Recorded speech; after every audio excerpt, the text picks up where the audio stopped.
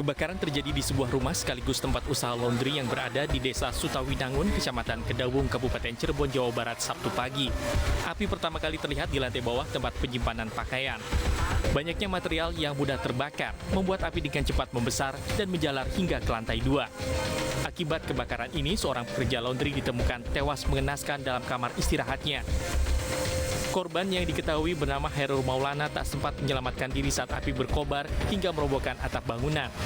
Sementara itu, dua pekerja lainnya berhasil menyelamatkan diri saat berada di lantai bawah. Kebakaran diduga berasal dari korsleting listrik.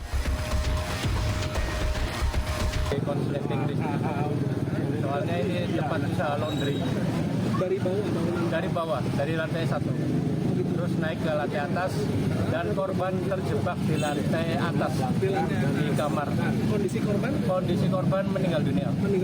Bisa meninggal itu perkiraan kenapa? Itu api terlalu besar, Pak. Api terlalu besar, terus dia buka pintu, api udah ada di depan pintu.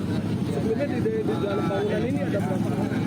Kemungkinan satu, tadi kata temannya tuh, Pak, ada 3, yang 2 udah turun, tapi yang 1 nggak sempat turun.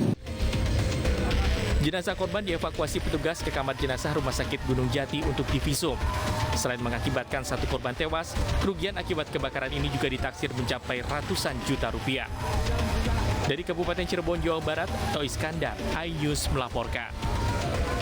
Kebakaran di belakang rumah saya, ya Allah. Di dalam matraman dalam Assalamualaikum warahmatullahi wabarakatuh. Kebakaran di belakang rumah saya, ya Allah. Api berkobar hebat di permukiman padat penduduk di RT 14 RW 7, Jalan Matraman Dalam 3, Menteng, Jakarta Pusat, Sabtu siang. Banyaknya barang yang mudah terbakar dan kencangnya tiupan angin membuat api menjalar cepat. Hanya dalam waktu singkat, amukan si jago merah pun menghanguskan beberapa petak rumah kontrakan. Kebakaran pertama kali diketahui saat warga melihat adanya kepulan asap disertai kobaran api dari rumah kontrakan yang berada di lantai 2. Saat kebakaran, sempat terdengar beberapa kali suara ledakan. Diduga, api berasal dari kebocoran tabung gas LPG ukuran 3 kg saat tengah digunakan memasak. Saya lihat udah ada api di atas. Udah ada api di atas, rame nih semua api. Nah, yang punya rumah ini juga keluar. Keluar dia lari. Udah nyelamatin barang dulu dia. Itu, saya berusaha lari cari air, Pak. Cuman ya namanya air ember-ember ini kan nggak mampu untuk ini. Lokasi kebakaran yang berada di gang sempit menyulitkan petugas damkar melakukan proses pemadaman. Terlebih jauhnya sumber air yang membuat api kian membesar hingga membuat warga sekitar panik. Kendalanya di sini di perjalanan untuk akses masuk jalan itu memang sangat sempit. Kebetulan kanan kiri juga banyak mobil, jadi kita dengan penuh hati-hati. Alhamdulillah kita sudah bisa langsung action, langsung bisa memadamkan. Selang setengah jam kemudian, 15 unit mobil pemadam kebakaran yang dikerahkan akhirnya mampu berhasil memadamkan api.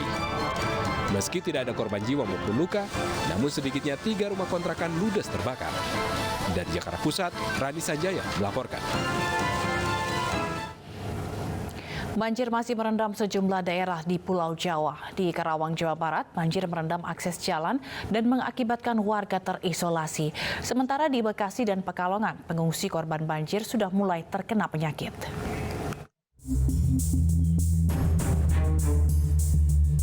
Ratusan rumah di Dusun Pengasinan, Kecamatan Teluk Jambe Barat, Kabupaten Karawang, kembali terendam banjir dengan ketinggian 1,5 meter. Banjir juga merendam akses jalan warga. Akibatnya warga terisolasi dan aktivitas warga terganggu. Banjir mulai mengenangi wilayah tersebut pada Minggu dini hari, dan sebagian warga memilih mengungsi ke tempat yang lebih aman. Ya di 02 63 rumah, kakak ya 73, ya, jiwa hampir 200 lebih lah gitu. Ketinggiannya berapa nih? Ketinggian 1,5 meter dari dalam. Banjir juga merendam rumah warga di perumahan Puri Nirwana Residen, Desa Sukakarya, Kecamatan Karangbahagia, Kabupaten Bekasi, Jawa Barat. Petugas relawan masih melakukan evakuasi warga, mulai dari anak-anak hingga lansia, dengan menggunakan perahu karet.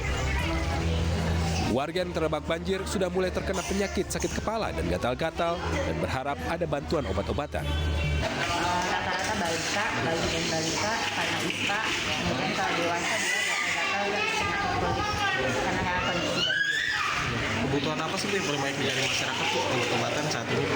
Kalau obat-obatan ya itu obat batuk pilek, demam, kemudian salep untuk mengurangi rasa gatal. Sementara itu, banjir yang merendam sebagian wilayah di Pekalongan, Jawa Tengah sejak kemarin belum juga surut. Bahkan semakin parah karena hujan terus turun dan diperparah dengan rob atau naiknya air laut. Ketinggian air hingga mencapai 1 meter. Sekitar 500 warga memilih bertahan di pengungsian. Namun kondisinya memprihatinkan, banyak yang sakit dan membutuhkan obat-obatan, air minum, dan makanan. Banjir di kota dan Kabupaten Pekalongan ini terjadi di 4 kecamatan di kota Pekalongan, yaitu Pekalongan Barat, Pekalongan Utara, Pekalongan Timur, dan Pekalongan Selatan. Tim Liputan melaporkan. Sungai Molujaga di Kabupaten Ende meluap usai diguyur hujan dengan intensitas tinggi. Akibatnya sejumlah fasilitas di tempat rekreasi pemandian air panas rusak parah.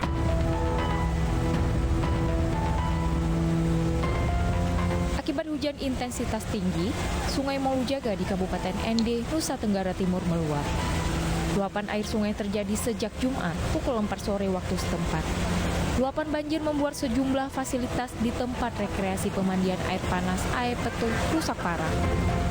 Tak hanya fasilitas, jembatan penyeberangan di tempat rekreasi juga disapu banjir hingga kolam-kolam pemandian air panas tertutup material lumpur luapan Sungai Molujaga. Di Dusun Air Petung, Kelurahan Datu Soko, Kecamatan Datu Soko, Kabupaten Ende. Luapan air terjadi pada pukul 16.00 yang mengakibatkan terendamnya kolam pemandian air panas yang berada di Dusun Air Petung. Hingga kini, data dari BMKG, wilayah Kabupaten Ende masih berpotensi diguyur hujan lebat. Diharapkan warga sekitaran bantaran sungai tetap waspada. Dari Ende, Nusa Tenggara Timur, Joni Nura, Ainus melaporkan. Seorang suami lempar istrinya ke laut dari atas kapal feri yang tengah berlayar dari Pelabuhan Merak ke Bakauheni, Lampung. Pelaku diduga mengalami gangguan jiwa.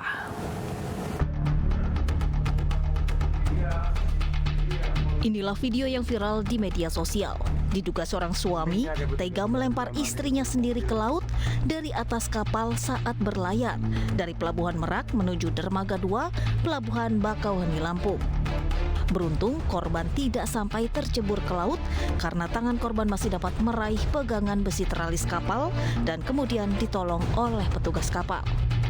Melihat kejadian itu sontak membuat para penumpang lain yang berada di sekitar lokasi kejadian langsung berlari mengamankan pelaku.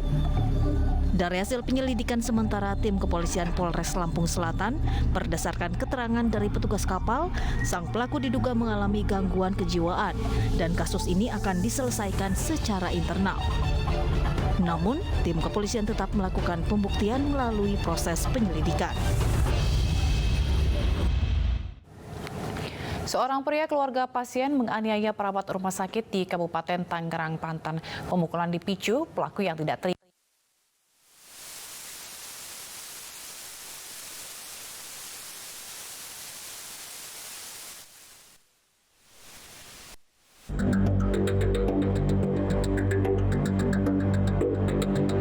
Kamera pengawas merekam momen saat seorang pria keluarga pasien adu mulut dengan petugas keamanan Rumah Sakit Primaya Pasar Kemis, Kabupaten Tangerang, Banten.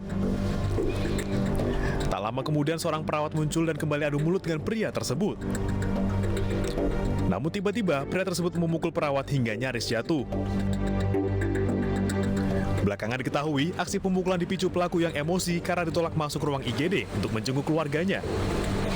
Padahal saat itu jam besuk sudah habis. Pada tanggal 5 Februari sekitar jam 23 ya Pak ya, dari sisi pelayanan kan kita memang sudah tidak ada jam besuk. Ya mungkin kita sebut mungkin oknum ya, mungkin dari keluarga pasien ini yang ada pemaksaan untuk masuk di jam besuk. Sementara dari security juga sudah menjelaskan mengenai ketentuan jam besuk itu dari jam 5 sore sampai jam 7 malam. Nah, sudah dijelaskan dengan cukup aseptif juga, namun keluarga memang tetap meminta untuk masuk. Nah, akhirnya perawat kami kan membantu untuk inisiatif, membantu menjelaskan ulang kepada keluarga pasien. Namun keluarga pasien sepertinya masih keras insist untuk masuk dan tanpa diduga terjadi tindakan kekerasan terhadap perawat. Akibat peristiwa ini, korban mengalami luka lebam di wajah kiri.